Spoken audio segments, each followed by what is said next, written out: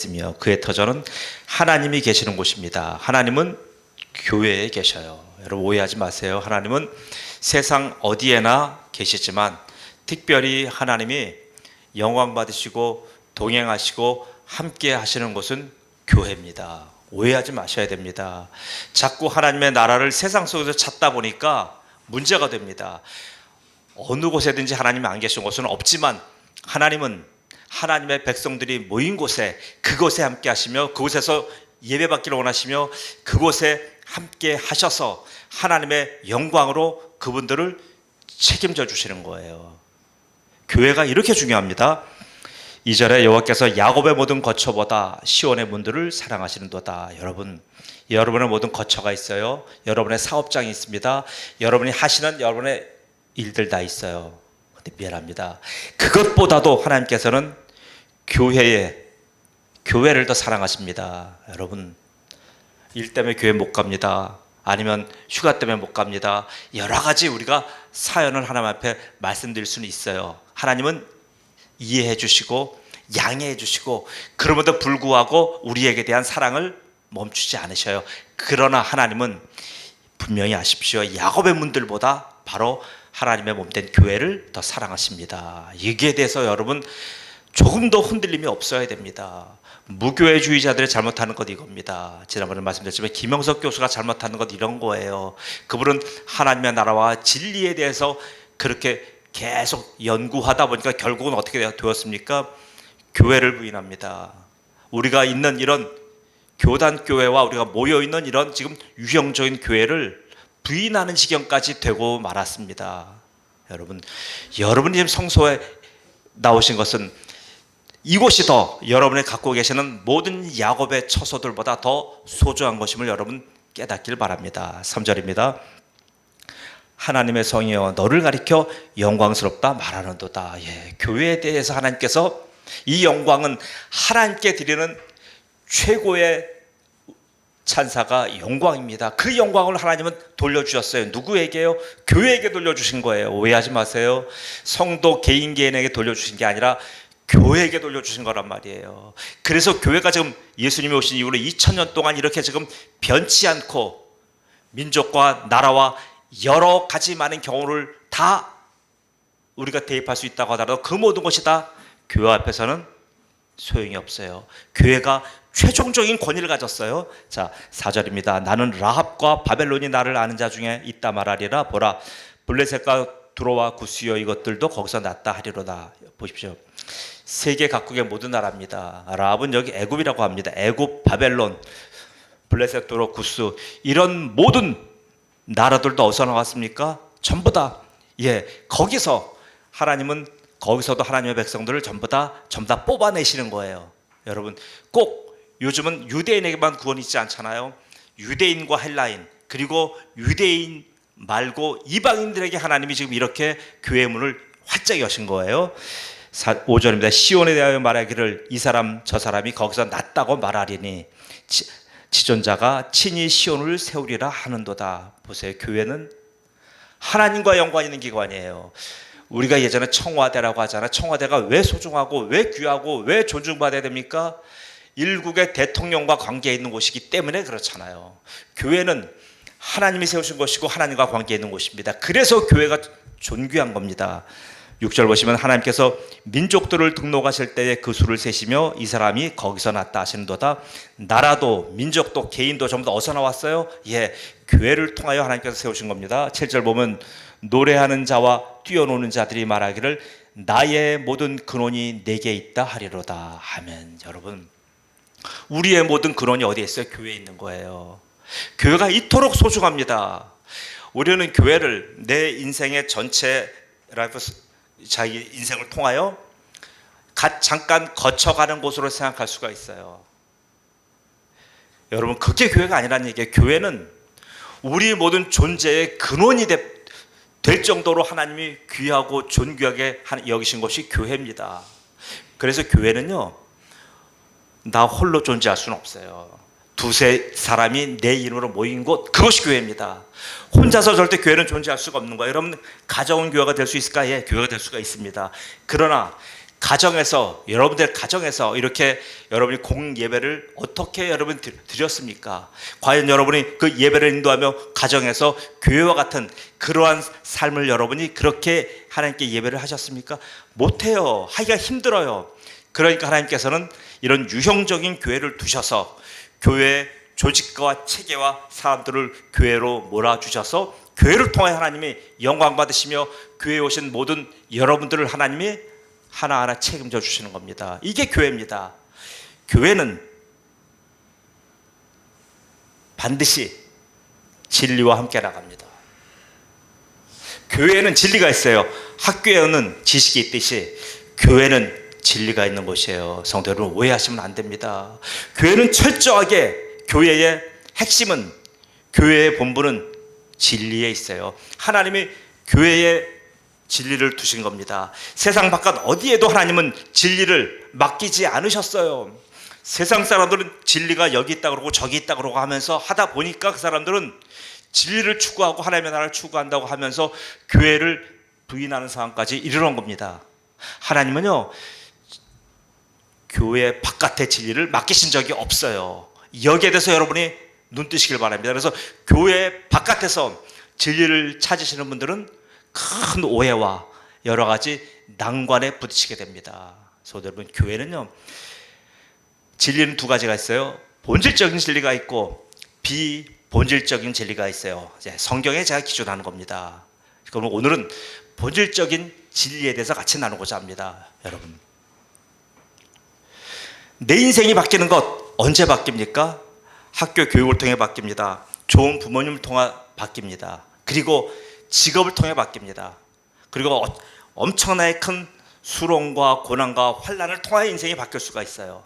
그거 우리가 부인할 수 없어요. 세상살이 그렇잖아요. 그리고 마음에 결단하고 큰 결심하고 어떤 큰 자기의 전기가 있으면 그 인생 바뀌어집니다. 그렇게 바뀐 인생, 세상에서는 성공도 할 수 있고 여러 가지 많은 기회를 얻을 수가 있어요. 그러나 그 변화는 일시적인 변화입니다. 근본적인 변화가 되지 못합니다. 근본적인 변화는 오직 진리에 있어요. 성도 여러분, 여기에 대한 여러분의 영적인 눈이 뜨기를 저는 축복합니다. 진리, 이 진리에 대해서, 본질적인 진리에 대해서 여러분이 깨닫지 못한다고 한다면 여러분의 인생은 어제나 오늘이나 내일이나, 좋은 말로 말하면 변동이 없어요.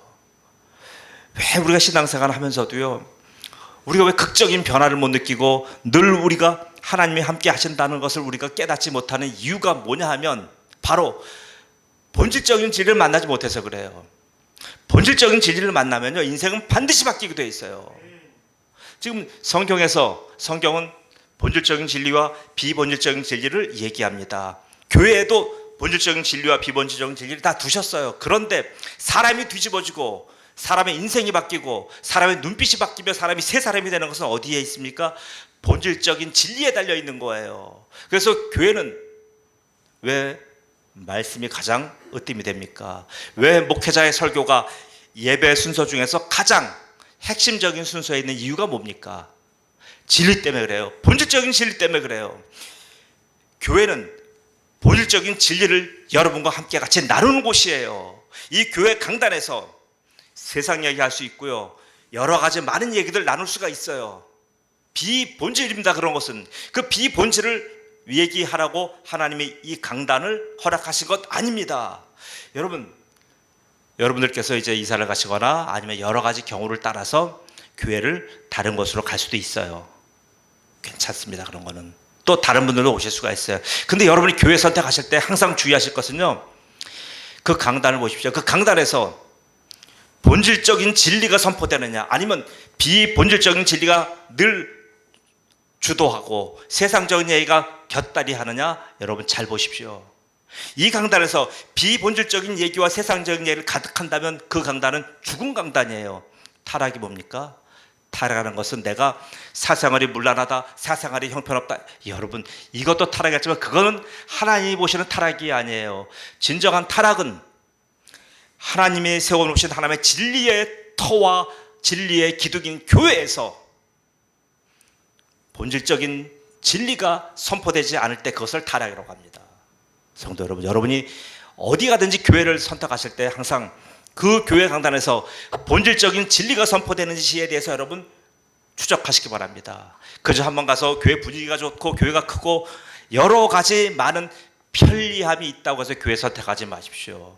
그러면 여러분은 큰 낭패를 당합니다.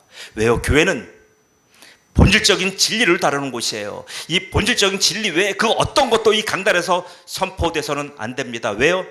예수님이 그러셨어요. 나는 곧 진리다 그러셨어요. 예수님이 진리예요. 그러면 본질적인 진리가 예수님입니다. 그럼 예수님을 얘기해야 되잖아요.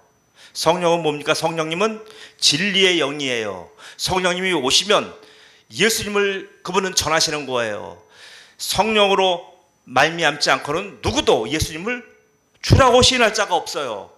성령님은 누구를 드러난다고요? 예수님을 드러나는 분이에요. 그리고 교회는 뭐예요?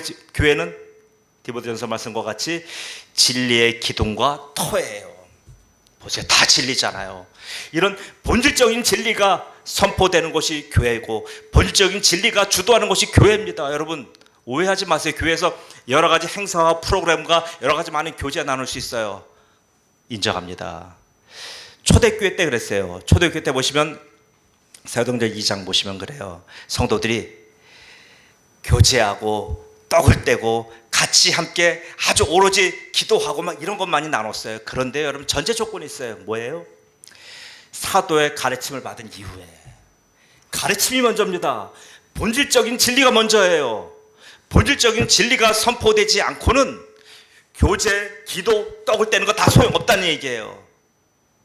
그래서 초대교회는 항상 만나면 뭘 얘기했습니까?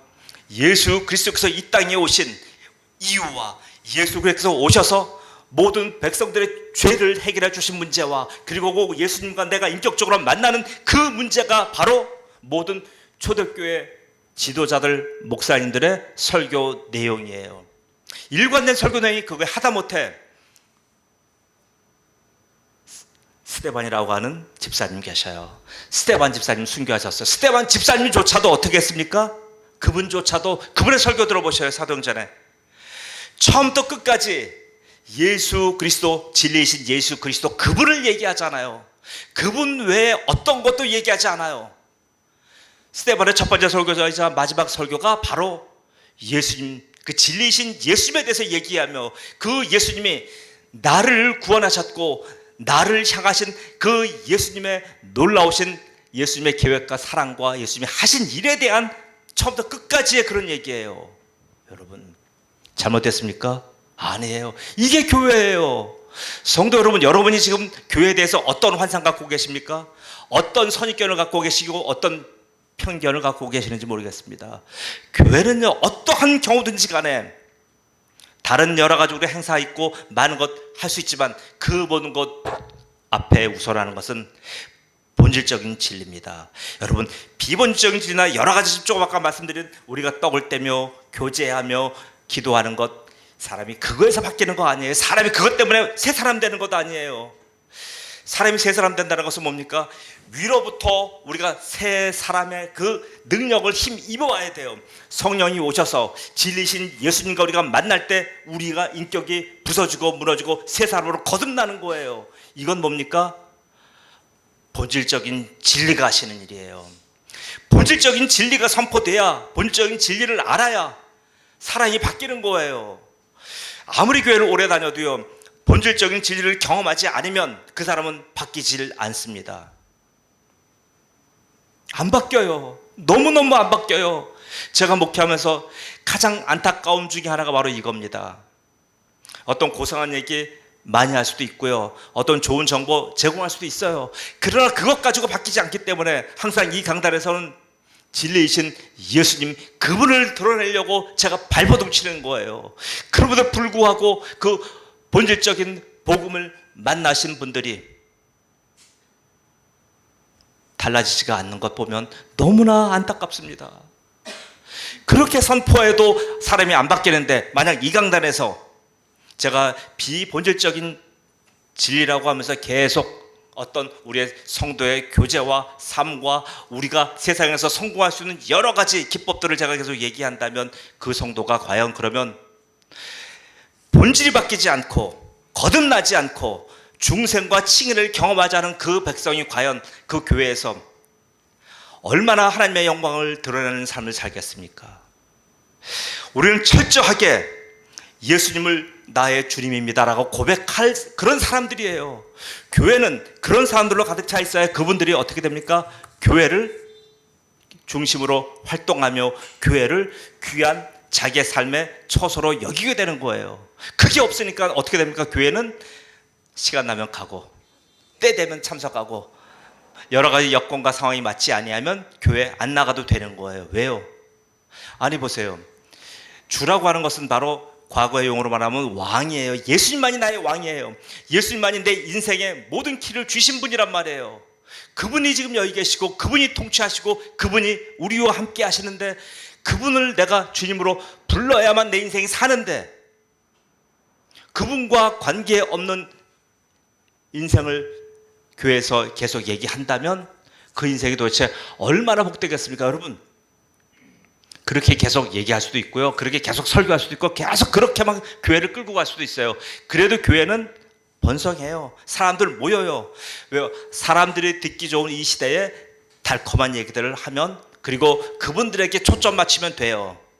그러나 여러분 미안하면 성도가 주님이 아니에요. 한 분 한 분이 주님이 아니란 말이에요. 오직 주님은 예수 그리스도 그분만이 주님이에요. 그분에게 모든 포커스를 맞추고 그분에게 모든 초점이 돌아가야 되는 거예요.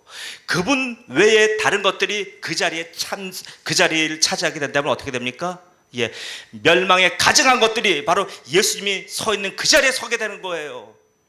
그런 것을 타락이라고 하는 겁니다. 성도 여러분, 그래서 우리 교회는 강단이 여러분 보실 때 다른 데보다 말랑말랑하지 않습니다. 부드럽지 않습니다. 그리고 말씀이 친절하지 않습니다. 그러나 여러분 오해하지 마십시오. 그렇다고 해서 이 말씀을 전하는 조련 목사가 마음이 그렇게 강팍하다, 그건 아니에요. 누구보다도 눈물이 많고 누구보다도 여러분을 사랑하며 누구보다도 여러분과 주님을 만나게 하기 위하여 발버둥 칩니다. 그런데 제가 그것을 위해서 제가 이 본질적인 복음을 전하는 거지, 본질적인 복음을 전하지 않고 제가 다른 얘기를 한다면 여러분, 저는 제가 더 이상 목회할 아무런 저는 이유가 없습니다. 저는 사임해야 됩니다. 제가 목회를 왜 합니까? 제가 밥 먹고 살고 어떤 사례비 받고 그래서 제 삶을 꾸려나가기 위해서 제가 설교하고 제가 목회합니까? 아니에요. 여러분, 그건 중요한 것 아니에요. 여러분 한 분 한 분이 저를 걱정해 주는 건 좋지만 저는 여러분 한 분 한 분이 예수 그리스도와 인격적으로 만나는 것, 전 그것 때문에 여기 서 있는 거예요. 그건 여러분이 되지 않는다고 한다면 교회의 여러 가지 신급이 무슨 소용이 있어요? 집사, 권사, 안수집사, 장로? 아무런 의미가 없어요. 심지어는 목사라고 해도 그건 의미 없는 거예요. 아니, 그 사람이 교회 이 자리를 차지하고 있는데 비본질적인 여러 가지 많은 진리들에게만 관심이 가 있지 본질적인 진리인 예수 그리스도에 대해서 관심이 없다고 한다면 도대체 그분에게 교회에서 어떤 일을 맡기며 그분의 인생이 도대체 하나님께서 어떻게 그분에게 하나님의 일을 맡기시겠습니까? 성도 여러분, 하나님이 사랑하시며 사용하시는 분은 어떤 분이에요? 좋은 가문에서 태어나고 좋은 교육받고 아주 외관상으로 봐도 누구나가 탐낼 만한 그런 조건 아니에요. 하나님은 보세요, 내가 야곱은 사랑했고 에서는 미워하였다고 말씀하셨습니다. 객관적인 조건은 에서가 훨씬 좋아요. 그러나 하나님은 에서보다 야곱을 사랑하셨어요. 왜요? 하나님이 그 사람을 하나님의 마음에 두셔서 그 사람에게 하나님의 자녀가 되는 조건을 주시며 그 사람을 하나님이 일방적으로 사랑하신 거예요. 지금 여러분이 바로 에서가 아니라 여러분 누구라고요? 야곱이에요. 지금 여러분 한 분 한 분은 야곱으로 와서 앉아 계신 거예요. 그렇기 때문에 여러분들께서 매주간 힘들어도 지치고 여러 가지 많은 스케줄이 있음에도 불구하고 교회에 나오시는 이유가 바로 여기에 있어요. 여러분이 주님을 선택하신 것이 아니라 하나님이 여러분을 선택하신 겁니다. 믿으십니까? 하나님은 미리 아신 자들을 미리 정하셔서 그분들을 하나님의 존재로 불러내셔서 그분들에게 하나님의 자녀가 되게 하시며 그분들을 거듭나게 하시며 그분을 하나님의 칭의라고 하는 하나님의 의를 여러분들에게 나눠주신 거예요. 왜? 뭐 때문에요? 하나님이 여러분을 사랑하셨기 때문이에요. 그래서 여러분, 옆에 사람 보더라도 내가 사랑할 만한 조건들 없어요. 예, 잘생긴 눈 별로 없고요, 뛰어난 분 별로 없어요. 그러나 가장 큰 전제는 하나님이 여러분을 사랑하셨다는 거예요. 하나님이 여러분을 선택하셨다는 겁니다. 이것 외에 다른 것 없어요. 그러기에 여러분은 모두가 다 하나님의 사랑을 입은 분들이에요. 입은 분들이기에 여러분들은 이제 이 하나님을 만나는 이 싸움은 이미 여러분은 승리하신 거예요. 이미 다 승리했는데 문제는 여러분이 자꾸만 여러분의 입술로 부인하는 거예요. 나는 하나님을 몰라요. 나는 예수님을 만난 적이 없는 것 같아요. 나는 구원받지 않은 것 같아요. 나는 거듭나지 않은 것 같아요. 자꾸 여러분이 얘기하는 거예요. 왜요? 하나님 여러분을 사랑하셨고 하나님 여러분을 선택하셨고 그 선택하신 분들에게 하나님은 하나님의 본질적인 복음으로 말미암아 여러분을 완전히 뒤집어 놓기를 원하시는데 자꾸 여러분이 거부하시고 여러분이 자꾸만 부인하는 거예요. 이걸 어떡합니까? 하나님은 인격적인 하나님이셔요. 그건 뭡니까? 강제화시키지 않는다는 얘기예요. 강제로 불러다가 그를 목덜미 잡고 그에 강제적으로 복음을 입에다 넣어주는 분 아니에요. 진리를 그렇게 주시지 않아요. 그래서 성도 여러분, 왜 성도 여러분들께서 이런 하나님이 선택하셨고 하나님이 여러분을 전부 다 불러내셨는데 전부 다 구원과 이 본질적인 복음은 다 진리는 하나님이 하신 건데 내가 한 것 아무것도 없는데 왜 자꾸 여러분은 나는 하나님을 모른다고 하며 하나님이 멀리 있다고 하며 도대체 저 십자가의 예수가 2000년 전에 예수가 나와 무슨 상관이냐라고 자꾸 이런 얘기 하는 거예요. 여러분, 여러분의 주님이 누구십니까? 이성이 주님이십니까? 아니면 예수가 주님이십니까? 지금 우리가 예수가 있는 그 자리에 예수 그리스도가 있어야 되는 그 왕의 자리에 누가 있습니까? 내 이성이 있는 거예요. 내 모든 이성으로 판단하는 거예요. 이성으로 판단하다 보니 예수님이 보이질 않아요. 그 예수님이 계셔야 될 자리에 바로 내 이성으로 판단해 보니 이것은 못 믿고 이것은 아니고. 왜요? 자기가 하나님이 나를 사랑하셨다고 하는 하나님의 계획과 하나님의 하신 일 자체를 내가 부인하는 거예요.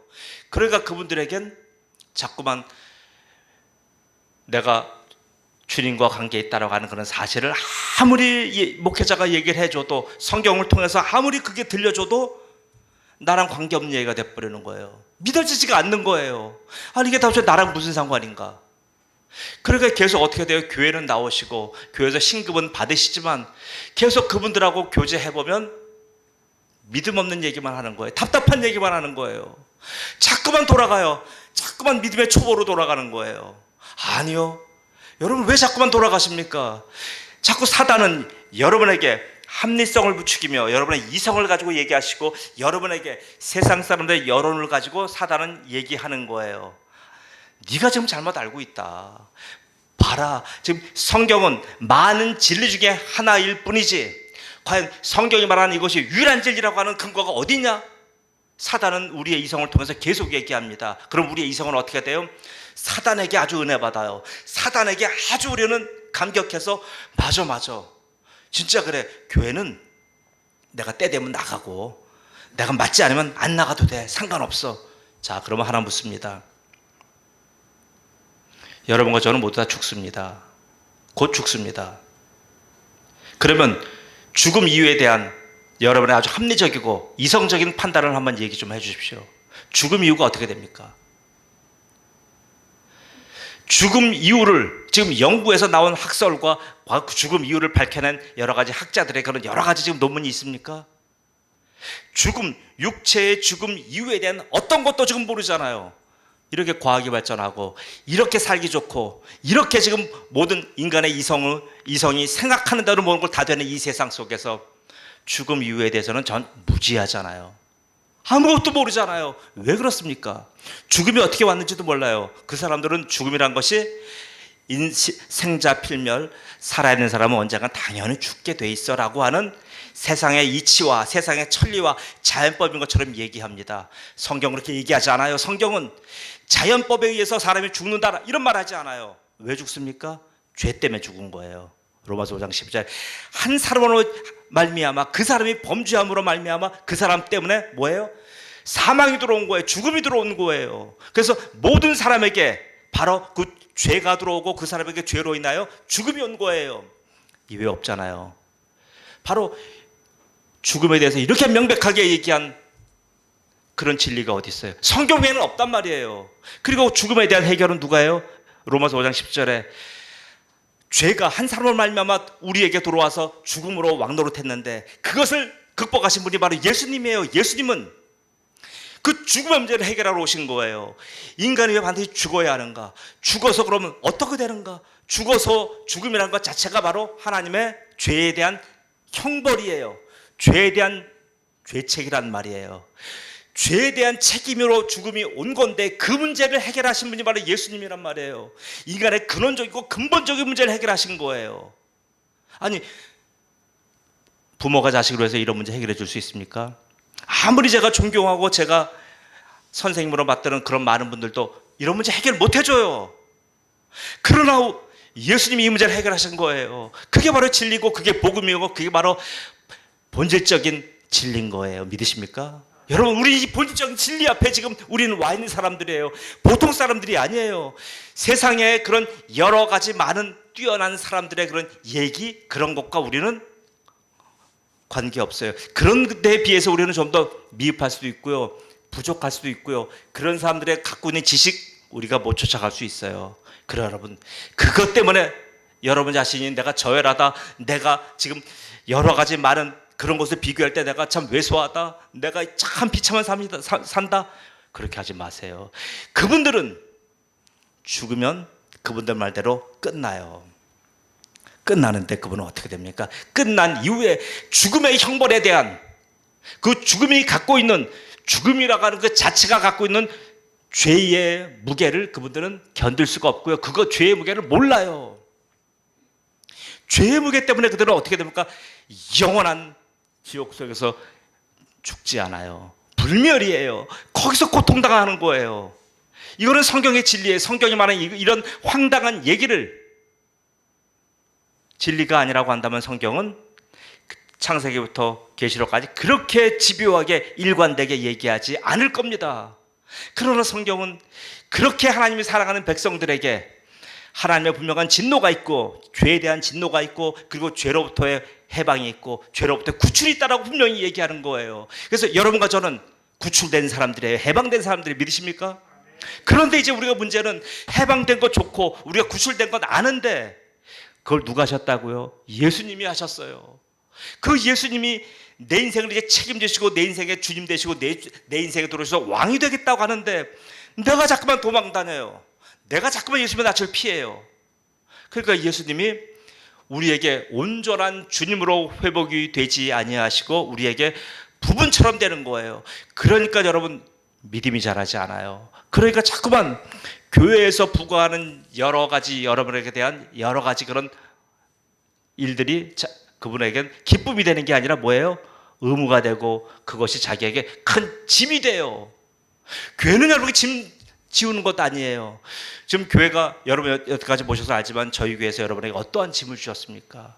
지금 다른 교회에서 그렇게 철저하게 세신자 훈련부터 직분자 훈련 시킵니다. 저희 여태 그런 거 안 했잖아요. 너무 안 했어요. 그런데 이제 제가 기도하면서 이제는 우리 교회가 다시 영적인 혁명을 일으킬 때가 됐다는 생각을 합니다. 리뉴얼을 해야 됩니다. 이제 다시 개혁을 해야 될 때가 되었습니다. 어떤 개혁이라고요? 이제는 이렇게 우리가 믿는 바를 교회에서 훈련으로 우리가 그것을 확인하는 작업을 해야 되겠다는 것을 이제 제가 깨닫게 됩니다. 왜요? 지금 여러분 보셔서 알잖아요. 지금 열심히 교회 나오시다가 여러 가지 조금만 여러 가지 일도 시험 들어서 못 나오시고 여러분들 계셔요. 그분들 폄하하는 것 아닙니다. 열심히 하셨어요. 열심히 했고 교회를 사랑했고 참 우리 성도들을 사랑했어요. 그러나 문제가 뭐냐 하면 제가 실패한 게 그거예요. 그분과 예수님을 연결시켜주는 작업에 있어서 제가 실패한 거예요. 그분이 내가 목사님 때문에 교회 나오는 거 아니라 예수님 때문에 교회에 나온다라고 하는 그런 믿음의 결론을 갖고 있었다고 한다면 여러분 어떤 경우든지 간에 믿음 떠나지 않습니다. 교회 떠나지 않습니다. 왜요? 영생의 말씀이 여기 있는데 어딜 떠나요? 영생의 말씀 여러분 교회 외에 다시 얘기하는 데 있습니까? 교회 바깥에서 진리와 본질적인 복음에 대해서 얘기하는 데 있습니까? 없어요. 왜요? 하나님이 오직 나의 성산에만 두었기 때문에 그래요. 이제 말씀을 마칠게요. 사랑하는 성도 여러분, 교회는 여러분이 생각하신 것 이상입니다. 교회는 내가 아는 것 이상입니다. 교회가 우리가 하드웨어라고 한다면 바로 이 본질적인 진리가 바로 우리 속에 우리가 추구해야 될, 우리가 알아야 될 완전히 소프트웨어입니다. 이 두 개가 바로 결합이 돼야 되는 거예요. 그래야 성도가 사회에 나가서 자기 직장과 일터에 가서 어떻게 됩니까? 폭발적인 능력이 있는 거예요.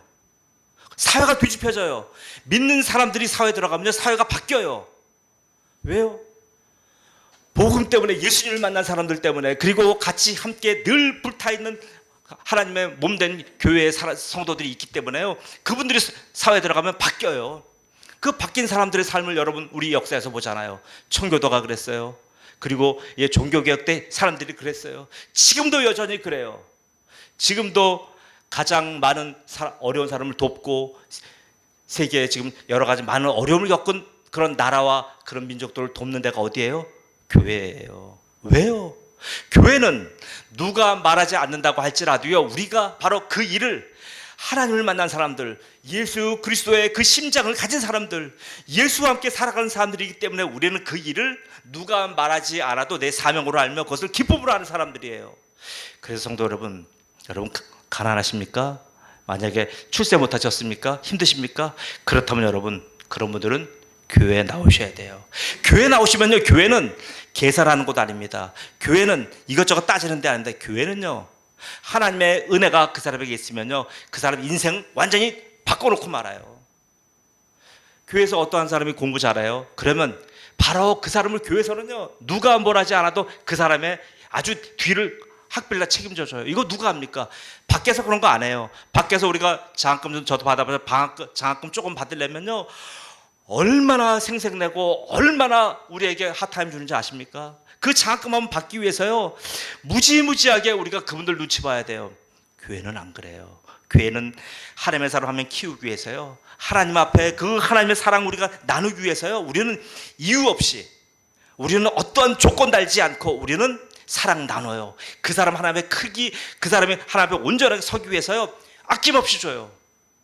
제가 한 사람을 하나님 앞에 세우기 위해서 15년 동안 노력한 적이 있어요. 그러나 그 노력이 수포로 돌아가고 무위로 돌아갔을 때 이 허탈함과 이 아픔은 이루 말할 수가 없어요. 그래서 제가 여러분에게 묻습니다.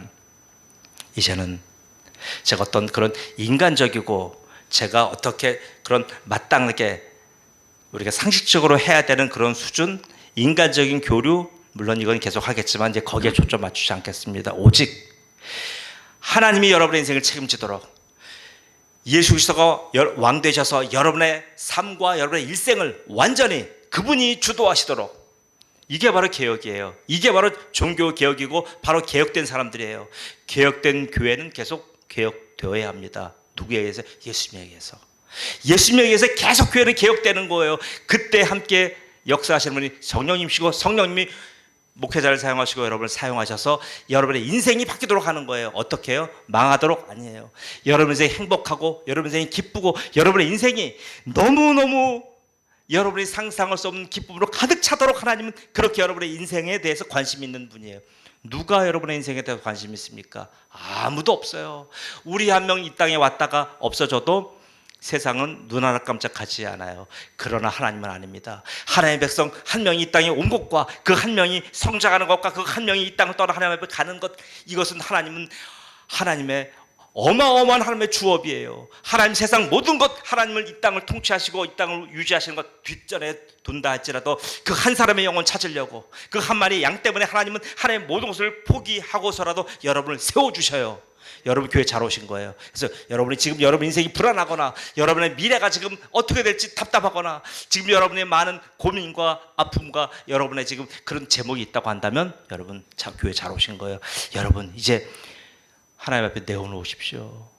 그리고 예수님을 나의 주님으로 인정하십시오. 이 본질적인 진리 앞에 여러분 무릎 꿇으십시오. 그렇게 해야 된다면 예수님은 여러분 인생을 책임지십니다. 어떻게 해요?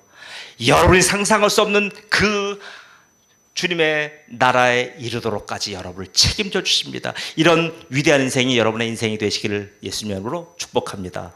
아멘. 기도드립니다.